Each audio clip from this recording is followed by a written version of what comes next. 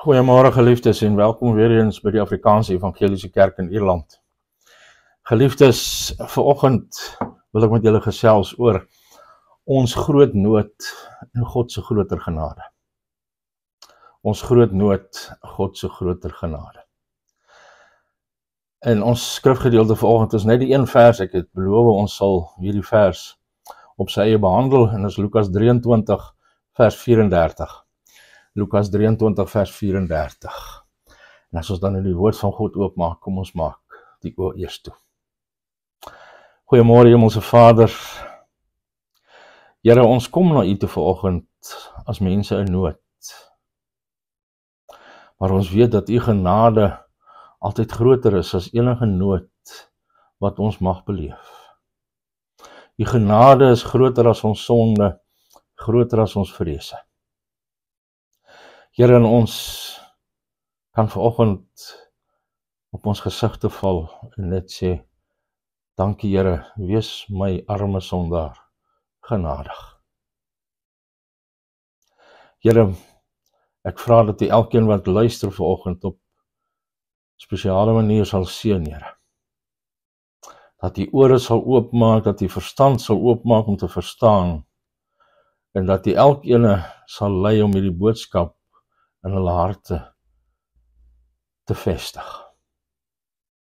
En Here, ek vra dat U my ook sal seën deur weer eens my lippe aan te raak en deur my te spreek. In Jesus naam. Amen.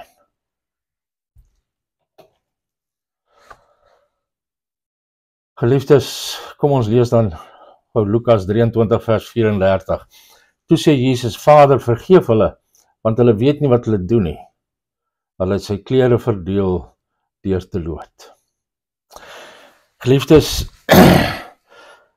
in die Kanadese Rocky gebergtes of die Rocky Mountains soos hulle noem, is daar 'n plek genaamd die Athabasca Gletsjer. En daar is waarskuwingsborde daar wat mense waarsku om nie op die gletsjer te loop nie. En 'n veldwagter het eendag vertel van 'n Duitse man wat hierdie waarskuwings geïgnoreer het en uitgeloop het op hierdie gletsjer en 'n sneeubrug oor 'n versteekte skeur het ineengestort en hy het ingeval en alle pogings ten spyt voordat hulle hom kon uitkry het hy doodgevries. En tog, ten spyte van hierdie verhale, van hierdie waarskuwingstekens en van hierdie uiterste gevaar, is daar steeds dosyne toeriste, insluitend gesinne met kinders, wat steeds op hierdie gletsjer loop asof hulle in 'n gewone parkie stap. Jy sien, daar's tye wanneer jy in groot gevaar is, maar jy weet dit nie eers en jy besef dit nie eers nie. En aangesien die grootste gevaar van alles die gevaar is om te sterf en God se ewige straf in die gesig te staar, is daar niemand in groter gevaar as diegene wat onbewus is van daardie bedreiging. En hierdie mense wandel deur die lewe, 'n hartklop weg van die hel, maar hulle dink nooit eers aan God se toorn nie. Dit kom nooit by hulle op dat sy oordeel oor hulle sondes in die gesig, dat hulle dit in die gesig sal staar nie. En sulke mense moet wakker gemaak word vir hulle groot nood, sodat hulle na die enigste oplossing kan vlug.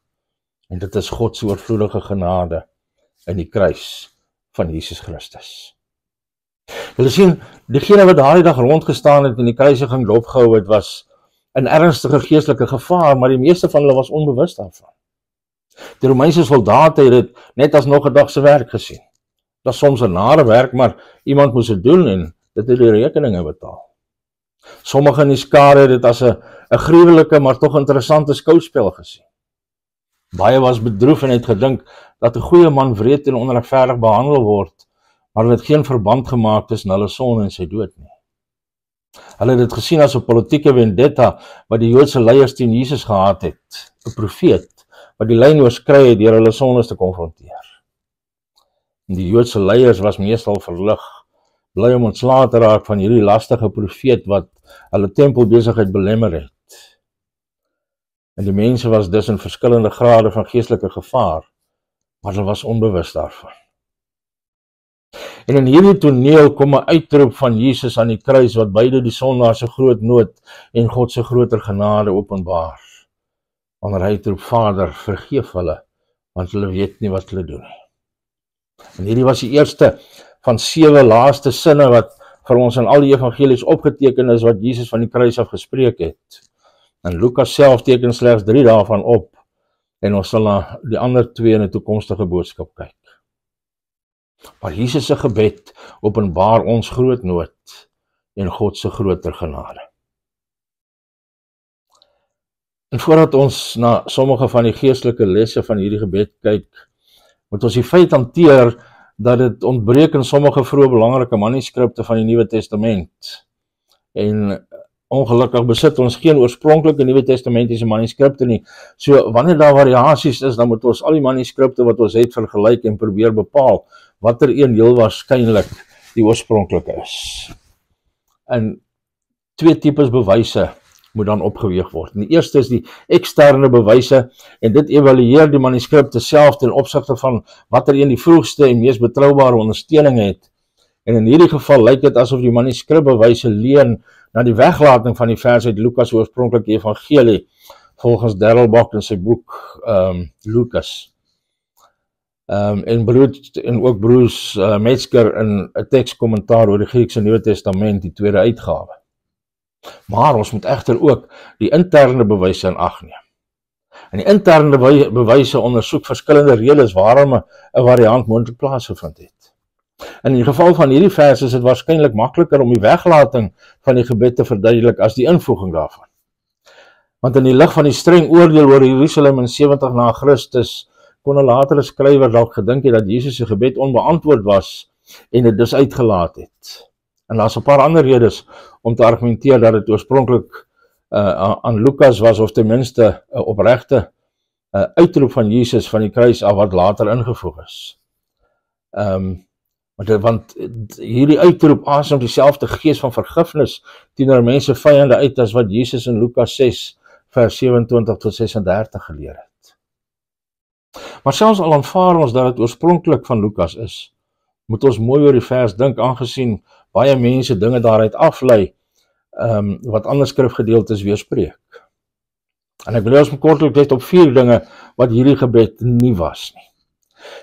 Dit was nie 'n gebed om vergifnis sonder bekering nie, aangesien so iets vreemd aan die skrif sou wees. Met ander woorde, Jesus het nie God se vergifnis verleen aan diegene wat hom gekruisig het, ongeag hoe hulle aangehou leef het nie. Want onthou, God vergeef nooit sonde sonder die opregte bekering en geloof van die sondaar nie. So Jesus se gebed dat God sou vergewe, was 'n gebed dat sy vervolgers hulle sou bekeer en glo. En tweedens, dit was nie 'n gebed om God se tydelike oordeel oor Israel te kanselleer nie. Want in die verse wat dit net vooraf gegaan het, het Jesus vir die vroue van Jerusalem gesê om oor hulle self en oor hulle kinders te ween, want God sou 'n verskriklike oordeel oor die nasie bring, dat hulle sou wens dat hulle nooit kinders gehad het nie. En hy ontken dit nie hier in hierdie gebed nie. En dan derdens, dit was nie 'n gebed vir elke persoon in die skare daardie dag nie, maar slegs vir sommige. Want as dit op almal betrekking gehad het, dan sou almal, insluitend Kajafas en die ander goddelose leiers wat die kruisiging aangehou het, ook gered gewees het, maar ons weet dat dit nie gebeur het nie. Ons weet dat hierdie gebed verhoor is, want Jesus het nooit 'n onbeantwoorde gebed gebid nie.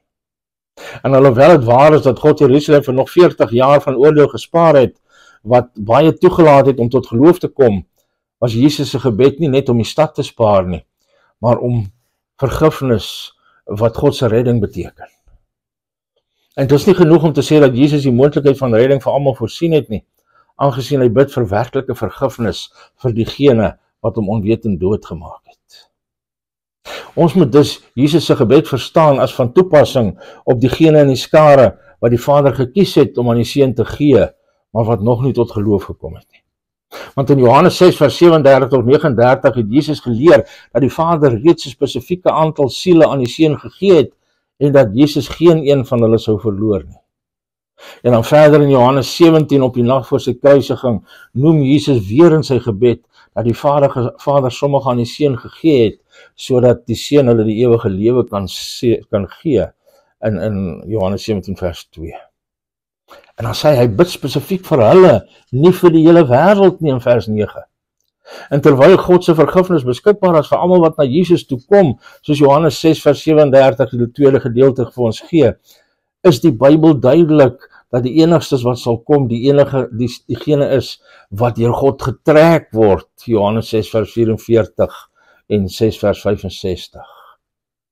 So ons sou dus verkeerd wees om te sê dat Jesus hier vir God vra om almal te vergewe. Christus het sy lewe vir sy skape afgelê, sê Johannes 10 vers 14 tot 15 en Johannes 10 vers 26. Hulle is die enigstes wat God se vergifnis ervaar. En dan vierens, wat hierdie gebed nie was nie, dit was nie 'n gebed wat vergifnis skenk aan almal wat geestelik onkundig is nie. Want Jesus se reël wat hy sê, want hulle weet nie wat hulle doen nie, was nie eweveel van toepassing op almal in die skare daardie dag nie. Die Romeinse soldate was die geestelik onkundigste aangesien hulle nie die Hebreëse skrifte geken het wat van Jesus geprofeteer het nie. Hulle het nie sy lering gehoor of sy wonderwerke gesien nie. Vir hulle was die teregstelling van daardie man net nog 'n dag se werk. Hulle was die geestelik onkundigste van almal in die skare daardie dag. Maar hulle geestelike onkunde het hulle nie van verantwoordelikheid en skuld voor God vrygespreek nie. En alhoewel God se vooraf bepaalde doel, of hulle God se vooraf bepaalde doel uitgevoer het, soos Handelinge 4 vers 27 en 28 vir ons sê, was hulle voor God aanspreeklik vir 'n verskriklike misdaad. En as ons nou 'n skaal van skuld sou opstel, dan op hierdie skuldskaal het die Joodse skare meer van Jesus geweet as die Romeinse soldate. Hulle het geweet dat hy ten minste 'n groot profeet is. Hulle het geweet dat hy 'n onberispelike lewe gelei het en dat hy God se woord getrou verkondig het. Baie van hulle het die bewyse van God se hand op Jesus deur sy wonderwerke gesien. Maar hulle was iets wat magteloos om hulle godsdienstige leiers van hulle bose weë te keer. En soos ons, wanneer ons politieke leiers goddeloos is, het hulle koppe geskud in afkeer, want daar was nie veel wat hulle kon doen nie. Dus was hulle skuld groter as die van die Romeinse soldate, aangesien hulle meer geweet het oor wat gebeur het, maar al was hulle dalk onkundig oor Jesus se ware identiteit en nie in staat om die kruisiging te keer nie, was hulle nietemin skuldig voor God. En dan die skuldigste in die skare was die godsdienstige leiers, aangesien hulle die grootste lig verwerp het. Want hulle het die skrifte beter geken as die gemiddelde burger. Hulle het geweet dat Jesus die talle skriftuurlike profesieë oor die Messias vervul het. Hulle het ook sy magtige werke gesien, insluitend die onlangse opwekking van Lazarus uit die dood. Hulle het geweet dat Jesus se leer hulle trots en gierigheid en magsig gekonfronteer het. Ons onthou, in Johannes 15 vers 22 tot 25 het Jesus gesê, onthou wat ek vir julle gesê het, 'n slaaf is nie belangriker as sy eienaar nie. As hulle my vervolg het, sal hulle julle ook vervolg. As hulle my woorde ter harte geneem het, sal hulle julle sin ook ter harte neem. Maar hulle sal dit alles aan julle doen, omdat julle my naam bely, en hulle hom nie ken wat my gestuur het nie. As ek nie gekom en met hulle gepraat het nie, sou hulle nie skuldig gewees het nie, maar nou het hulle geen verskoning vir hulle sonde nie. Wie my haat, haat ook my Vader. As ek nie by hulle die werke gedoen het wat niemand anders gedoen het nie, sou hulle nie skuldig gewees het nie, maar nou sien hulle dit en tog haat hulle my en my Vader. Maar die woorde wat in die skrif geskrywe staan, moet vervul word. Hulle het my sonder rede gehaat. En dus was die skuld van die Joodse leiers die grootste, omdat hulle teen die grootste lig gesondig het. Maar waarom lyk dit of Jesus dan geestelike onkunde as 'n verskoning gebruik wanneer hy bid, Vader, vergeef hulle want hulle weet nie wat hulle doen nie? Petrus stel hierdie tema ook op in sy preek in Handelinge 3 vers 17, waar hy vir sy gehoor sê, nou weet ek broers, dat julle net soos julle leiers in onkunde gehandel het. En Paulus herhaal 'n soortgelyke tema in Handelinge 13 vers 27, waar hy sê dat beide die inwoners en die owerstes in Jerusalem vir Jesus nie erken het nie. Deur hom te veroordeel het hulle die uitsprake van die profete wat elke Sabbatdag voorgelees word in vervulling laat gaan. En in 1 Korintiërs 2 vers 8 sê dat as die owerstes van hierdie wêreld God se wysheid verstaan het, sou hulle nie die Here van die heerlikheid gekruisig het nie. En dan gaan in sy persoonlike getuienis, sê Paulus dat, alhoewel hy voorheen 'n godslasteraar en vervolger en gewelddadige aggressor was, hy barmhartigheid bewys is, omdat soos hy in 1 Timoteus 1:13 sê, hy in ongeloof nie geweet het wat te doen nie. In 2 Korintiërs 4:4 verduidelik Paulus dat in die geval van diegene wat verlore gaan, hulle is die ongelowiges wie se verstand deur die God van hierdie wêreld verblind is, sodat hulle die lig van die evangelie nie kan sien nie. Dit is die evangelie van die heerlikheid van Christus, wat die beeld van God is. So in daardie sin is elke onbekeerde persoon geestelik onkundig. En tog hou God duidelik elke persoon verantwoordelik vir sy sonde, en hy sal elke persoon oordeel wat nie berou het en in Jesus glo nie. Niemand sal voor God kan staan en onkunde pleit om die hel te ontvlug nie. Ons kan dit nie eens in 'n wêreldse hof doen nie. In die lig van hierdie vers verstaan ek dat Jesus se gebed en dan Petrus en Paulus se woorde as 'n weerspieëling van die Hebreëse konsep van onopsetlike sondes van onkunde in teenstelling met sondes van opsetlike verset is, soos ons in Numeri 15 vers 22 tot 31 en in Levitikus 4 vers 2 en 5 vers 18 en 22 vers 14 sien. En vir sondes van onkunde was 'n offer beskikbaar om skuld te verwyder, volgens Hebreërs 9 vers 7, maar vir opsetlike onbeskaamde verset was die persoon sonder hoop. Want die outeur van Hebreërs pak dit aan wanneer hy skryf in Hebreërs 10 vers 26 in die eerste gedeelte van 27, wanneer hy sê, wanneer ons opsetlik bly sondig nadat ons die kennis van die waarheid ontvang het, is daar geen offer meer wat ons sondes kan wegneem nie. Daar bly alleen 'n verskriklike verwagting oor van oordeel. En ek verstaan dit as gelykstaande aan die lastering teen die Heilige Gees, waarvoor daar geen vergifnis is nie. Matteus 12 vers 30 tot 32. So met ander woorde, ek argumenteer dat daar sommige in die skare was wat buite die bestek van Jesus se gebed was.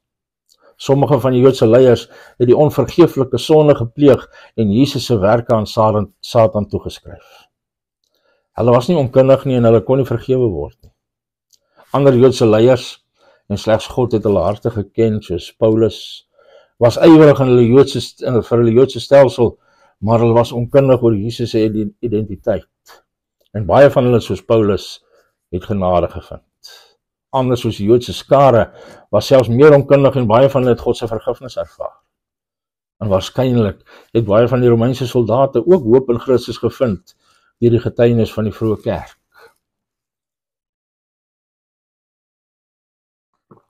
Maar terwyl die vlak van geestelike onkunde die vlak van skuldgevoelens mag verminder, is onkunde geen verskoning wanneer dit by die finale oordeel kom nie.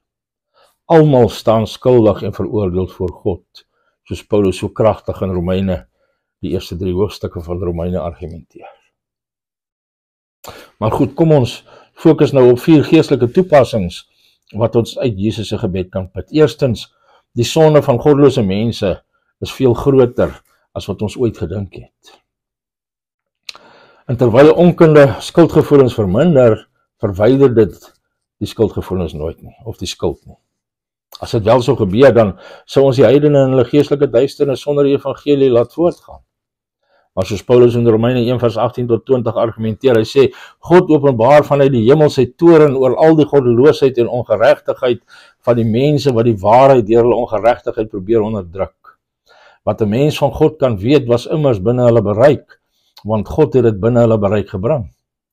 Van die skepping van die wêreld af kan 'n mens uit die werke van God duidelik aflei dat sy krag ewigdurend is en dat hy waarlik God is, hoewel dit dinge is wat 'n mens nie met die oog kan sien nie.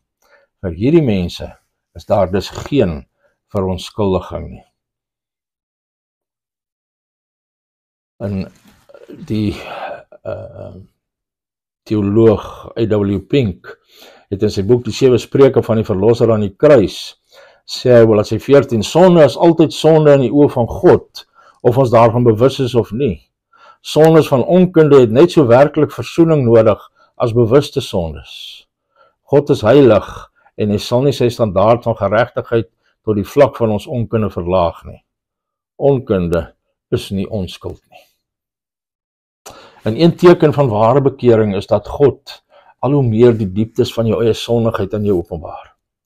Op die punt van bekering word jou oë oopgemaak en jy sien hoe boos jy was deur vir jouself te leef, die kruis van Christus en die heiligheid van God se wet te ignoreer. Soos jy God se woord begin lees, word jou oë al hoe meer oopgemaak, sodat jy met groter duidelikheid sien hoe heilig God is en hoe korrup jou hart is. En jy besef hoeveel jy God aanstoot gegee het, selfs as 'n gelowige. En hierdie toenemende kennis van jou eie sondigheid dryf jou om stywer vas te klou aan die kruis van Christus, waar sy genade geopenbaar word. En die bekende John Newton weerspieël hierdie spanning pragtig, soos ek het dit gekry aangehaal in F.F. Bruce, The Book of Acts, waar hy sê, helaas, ek het nie geweet wat ek gedoen het nie, maar nou is my trane te vergeefs. Waar sal my bewende siel weggesteek word? Want ek, my Heer, het doodgemaak. Hy het 'n tweede blik gegee wat gesê het, ek vergeef almal vrylik, hierdie bloed is vir jou losprys gegiet, ek sterf sodat jy kan lewe. So terwyl sy dood my sonde vertoon in al sy swartste kleur, so is die misterie van genade, dit verseël ook my vergifnis. My aangename droefheid en treurige vreugde, met aangename droefheid en treurige vreugde is my gees nou gevul, dat ek so lewe sou vernietig. Tog het ek deur hom gedood. Of tot het eintlik sê, tog het ek lewe ek deur hom wat ek gedood het.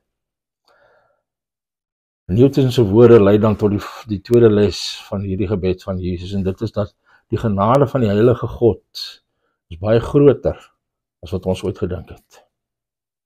In Jesus se gebed het die woorde van Jesaja 53 vers 12 vervul wat sê, hy sal saam met magtiges die oorwinning vier, omdat hy hom in die dood oorgegee het en as misdadiger beskou is, omdat hy die sonde van baie op hom geneem het en vir oortreders gebid het. En J.C. Ryle merk op, hy sê, sodra die bloed van die groot offer begin vloei het die groot hoëpriester begin voorbidding doen. Gelukkig is sy genade nie gebaseer op ons verdienste of ons graad van sondeloosheid nie, anders kon niemand kwalifiseer nie.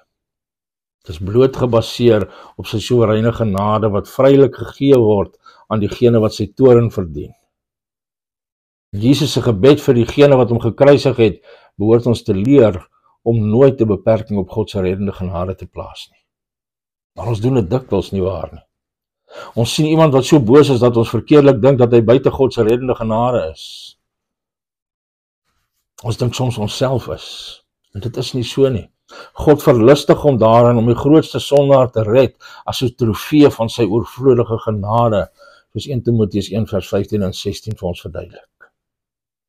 Verskriklike sondes in jou verlede moet jou nooit verhinder om na die kruis van Christus te kom vir genade nie. Trouwens, die groter gevaar is dat diegene van ons wat in Christelike huise groot geword het, nie God se genade sal aangryp nie, omdat ons verkeerlik dink dat ons goed genoeg is om dit nie nodig te hê nie. Want ons almal het dit nodig.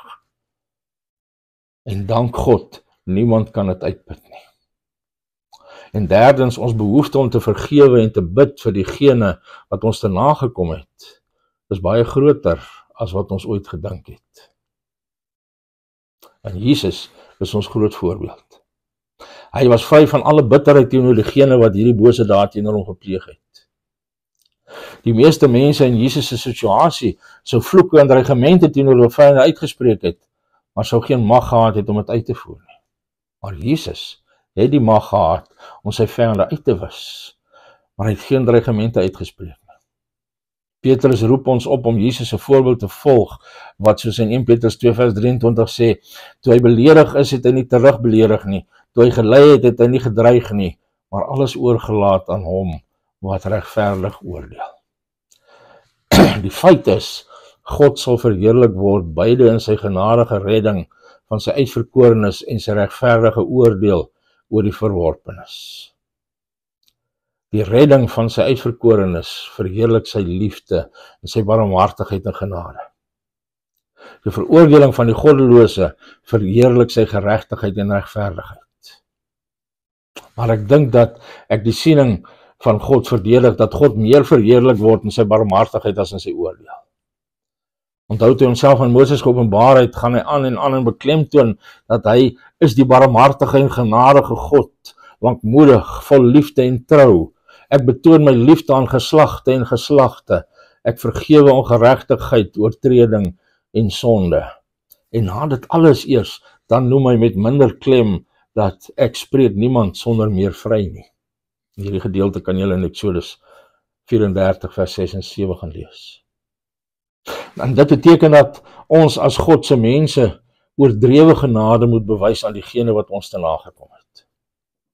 Want ons kan die saak van oordeel aan God oorlaat. En as sondaars hulle nie bekeer nie, dan sal ons eendag bly wees en ons voete was in die bloed van die goddelose, sê Psalm 58 vers 10, wanneer God hulle in geregtigheid oordeel. Moet ons die duidelike opdrag en voorbeeld van ons verlosser volg. Julle moet julle vyande lief hê, doen goed aan mense deur wie julle gehaat word, seën die mense deur wie julle vervloek word, bid vir die mense deur wie julle sleg behandel word. Lukas 6 vers 27 en 28. Julle sien, ons is 'n skuld van sonde vergewe wat ons nooit in der ewigheid kon terugbetaal. So ons moet vergifnis betoon aan diegene wat ons te nagekom het. Gaan lees Matteus 18 vers 21 tot 35. En dan vierdens, ons behoefte om God te vertrou in 'n tyd van beproewing is baie groter as wat ons gedink het. Wanneer jou vriende jou te nagekom het en jou verlaat het, wanneer diegene wat God haat, jou selfs tot op die punt van gevangenisstraf en dreigende dood vervolg het, sal jy in die versoeking kom om te dink dat God jou ook verlaat het. Maar hier, op die tyd bo alle ander tye in die geskiedenis, wanneer dit lyk asof God nie aan die stuur van die heelal was nie, wanneer die bose gelyk het of het wen, spreek Jesus God op die mees intieme manier aan as Vader. En hy het God altyd op daardie manier aangespreek, behalwe in die een geval van sy uitroep van die kruis waar hy sê, my God, waarom het jy my verlaat? Op daardie oomblik het hy ons sonde gedra, sodat ons nooit deur God verlaat sou hoef te word nie. So wanneer ons uiterste beproewing in die gesig staar, moet ons nader aan ons hemelse Vader kom, nie van hom af wegdryf nie. Maar geliefdes, om God as jou liefdevolle Vader in 'n tyd van beproewing te ken en te vertrou, moet jy hom as sodanig ken voordat die beproewing toeslaan. As jy nie in intimiteit met God wandel voordat die beproewing toeslaan nie, is dit onwaarskynlik dat jy sal weet hoe om na hom toe te vlug wanneer dit toeslaan. Jesus het God intiem geken as sy liefdevolle en soewereine Vader. Hy het geweet dat niks gebeur sonder sy doel van goedheid vir sy kinders nie. En dus kon Jesus vir die vreugde wat voor hom gestel is, die kruis verduur en die skande verag. John Bunyan, die skrywer van Pilgrim's Progress, was in die bed vertronk. En hy was gevange geneem vir die verkondiging van die evangelie. En F.B. Meyer in sy Tried by Fire haal hom aan. Hy sê, hy het geskryf, hierdie tronk is baie soet vir my. Dit was so sedert ek hier aangekom het. En so sou om gehang te wees ook wees, as u daar sou verskyn. Dit is hoe ons gedagtes moet wees. En ek wil afsluit, ek wil vir jou vra, het jy al ooit Jesus se gebed op jou lewe toegepas? Ken jy God se vergifnis omdat jy jou vertroue in Jesus Christus gestel het? Het hy jou gered van die dreigende gevaar van God se oordeel oor jou sonde? Miskien koester iemand hier bitterheid teenoor diegene wat jou te nagekom het. En as jy daai bitterheid nie uitroei nie, sal God se genade in jou lewe kortsluit en dit sal baie ander besoedel, soos Hebreërs 12 vers 15 sê. So jy moet God smeek om die genade om te vergewe, sodat sy barmhartigheid deur jou na ander kan vloei. Selfs al lyk dit asof hy jou verlaat het, moet jy nader aan hom kom as jou getroue Vader en jou behoefte en gebed voor hom uitstort. En dan, selfs al hang die wêreld jou aan 'n kruis, soos dit met sy seun gedoen het, sou dit vir jou soet wees, omdat jy sy teenwoordigheid sal ken. Amen. Kom ons maak die oë toe. Here, hoe wonderbaar is u genade. Here, daar waar u aan die kruis gehang het, verag, vervloek, verlate,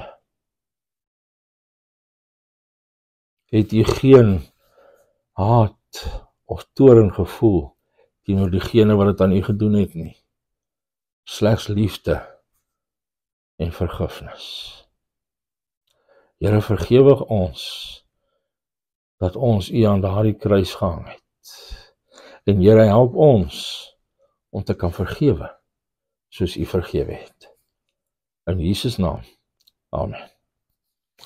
Geliefdes, dankie dat julle geluister het. Mag hierdie boodskap weer eens vir julle voedsel vir julle siele wees. Mag julle besef hoe groot julle nood is, maar ook besef dat die genade van ons God baie groter is. Mag julle 'n wonderlike Christusgevulde dag en 'n Christusgevulde week beleef. En as dit die Here se wil is, dan kom ons volgende Sondag weer rondom sy woord bymekaar om verder van hom te leer. Maar tot dan, mag God se genade met julle wees. Mag God self met julle wees. En mag God julle seën. Shalom.